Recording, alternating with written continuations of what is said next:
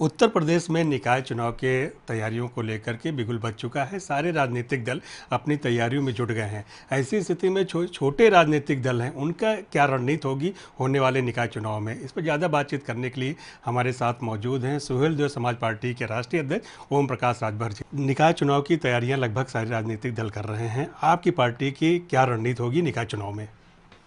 हमारी पार्टी जब से बनी है तब से हमेशा चुनावी मूड में रहती है। हम लोग सो जाते हैं तो पार्टी का काम बंद, जग गए तो पार्टी का काम। अभी इधर अगर देखेंगे आप, सितंबर महीने से अगर हम शुरू करें, बरसात ख़त्म होते ही हम लोगों ने सावधान रथ यात्रा निकाला। पूरे 75 ज़िले में हम लोगों ने कार्यक्रम चलाया। लगभग समझ लीजिए कि 68 जगहों पर तो मैं गया खुद। उसके बाद हम लोगों ने शुरू किया आधी आबादी महिलाओं की। तो आधी आबादी को लेकर के हम लोग निकले। फैजाबाद मंडल, आजमगढ़ मंडल, गोरखपुर मंडल, बस्ती मंडल, देवी पाटन मंडल, हम लोगों ने 6 मंडलों में महिला सम्मेलन किया। नगर निकाय के चुनाव को लेकर के बात हो रही है। आप लगातार क्षेत्र में जा भी रहे हैं, दौरा भी कर रहे हैं, आधी आबादी की बात भी कर रहे हैं और जातिगत जनगणना को लेकर के आपने काफ़ी आवाज़ भी उठाई है। इस निकाय चुनाव में अगर आपकी पार्टी चुनावी मैदान में जा रही है तो महिलाओं को कितना तवज्जो देगी? देखिए, हम आधी आबादी को आधी सीटों पर लड़ाने के लिए हम तैयार हैं। हमारी कोशिश हमेशा होती है, चाहे वो जिला पंचायत का चुनाव रहा हो, चाहे निकाय चुनाव है।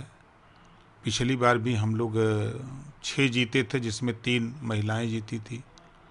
जिला नगर पंचायत अकेले अपने दम पर।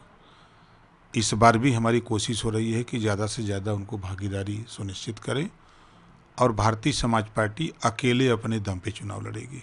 एक अहम सवाल, उत्तर प्रदेश में योगी सरकार ने अपने 6 साल पूरे किए हैं।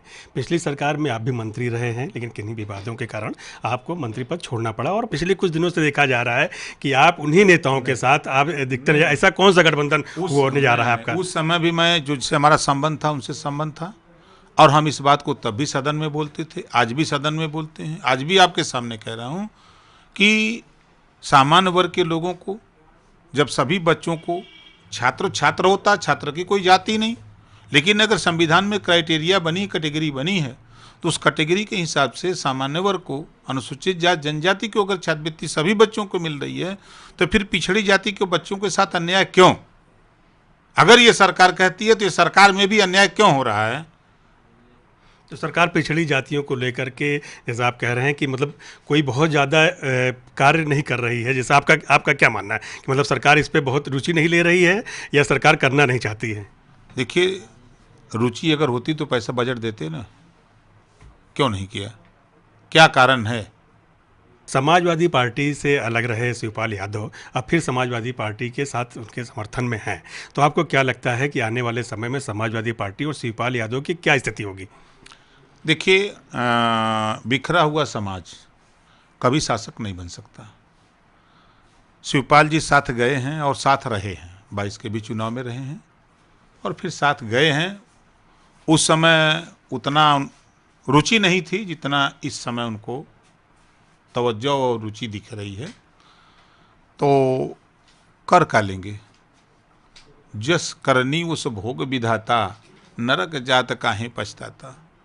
जब आपकी सरकार थी तब आपने पटेल को, मौर्य को, चौहान को, बिंद को, केवट को, मल्लाह को, राजभर को, आरक को, अर्गवंशी को, बंजारा को, बहेलिया को, लोहार को, कोहार को, नाई को, गोंड को, तब तो आपने यादें नहीं किया।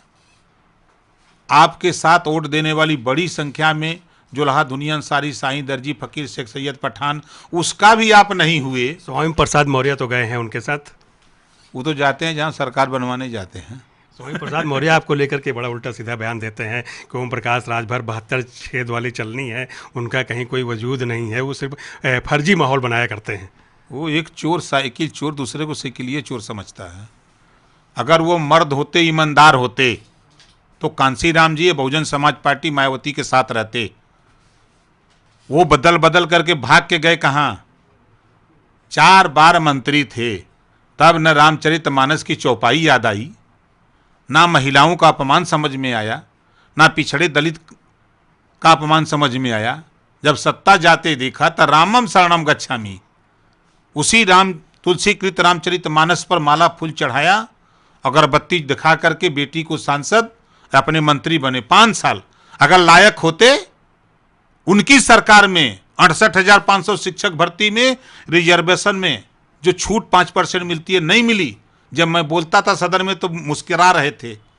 69,000 शिक्षक की भर्ती किस सरकार में हुई है? पिछली सरकार में मंत्री थे, कहाँ थे ये पिछड़ों की बात करने वाले? ये मुर्दा नेता हैं, ये स्वार्थी नेता, लालची नेता हैं कि हमको जल्दी सत्ता मिल जाए, हम सत्ता में बने रहें। 5 साल बीजेपी के साथ मलाई काटे, फिर सोचे कि सत्ता बदल जाएगी, तब रामम शरणम गच्छामि छोड़ करके अखिलेशम शरणम गच्छामि। चलिए ठीक है। ये नगर निकाय चुनाव के तुरंत बाद लोकसभा चुनाव की भी तैयारियां शुरू हो जाएंगी।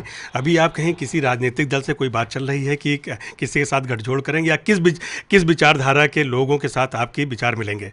देखिए, हमारी पार्टी, हम लोग जनता के बीच में हैं, जनता को समझा रहे हैं। अभी वो चुनाव दूर है।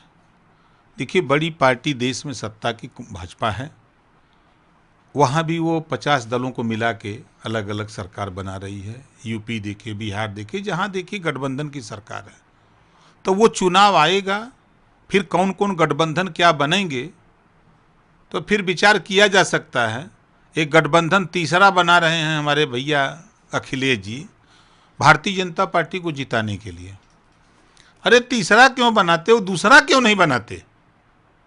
दूसरा बनाना या तीसरा बनाने लगे। ममता जी, केसीआर, लालू जी यूपी में आके कई वोट अखिलेश जी को दिला देंगे। अरे गठबंधन करना है तो मायावती जी से करो, कांग्रेस से करो, यूपी में जिनके पास वोट है थोड़ा बहुत उनसे करो, तब लड़ाई लड़ोगे। खोल के क्यों नहीं करते? मुसलमानों को क्यों धोखा देते हो तुम भाई? मुसलमानों को गुमराह करते हो कि हम बीजेपी से लड़ेंगे। अरे अंदर जाकर के गुलदस्ता भेंट करोगे योगी जी को, मोदी जी को। आप दूसरे गठबंधन में जाएंगे या तीसरे गठबंधन में? तीसरा गठबंधन क्यों बनाते हैं? ये दूसरा क्यों नहीं बनाते? लड़ाई एकदम फाइनल मैच हो। यही झूठा तीसरा बना करके भी सेमीफाइनल खेलेंगे, तब फाइनल में पता नहीं आएंगे कि नहीं आएंगे, क्या होगा। तो अभी वो मोर्चा सब बने तब उस पर विचार किया जाए। हमारे साथ ज़्यादा बातचीत करने के लिए मौजूद थे जो अपने बेबाकी सवालों का बेबाकी से जवाब देने वाले ओम प्रकाश राजभर, जो अपने बेबाकी सवालों के लिए जाने जाते हैं। इनका साफ तौर पे कहना है कि उत्तर प्रदेश में या होने वाले लोकसभा चुनाव में तीसरे गठबंधन की कोई ज़रूरत नहीं है। अगर बनाना है तो दूसरा गठबंधन बनाया जाए।